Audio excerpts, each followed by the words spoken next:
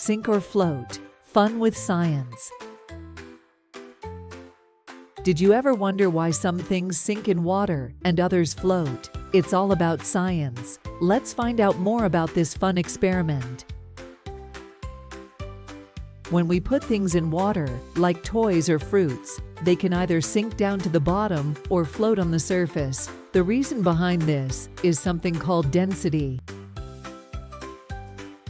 Density is how much stuff is packed into an object. If something is heavy and has a lot of stuff packed into it, it will sink. But if something is light and has less stuff packed into it, it will float. For example, a rock is heavy and dense, so it sinks in water. But a plastic bottle is light and less dense, so it floats.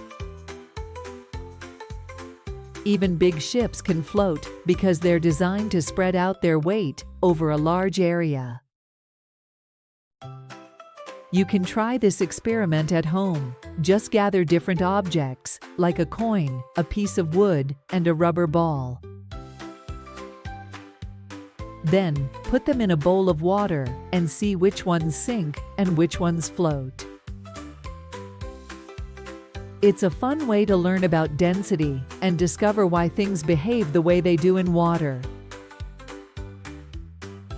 So, the next time you're at the pool or by a lake, remember the science behind sink or float. It's all about density.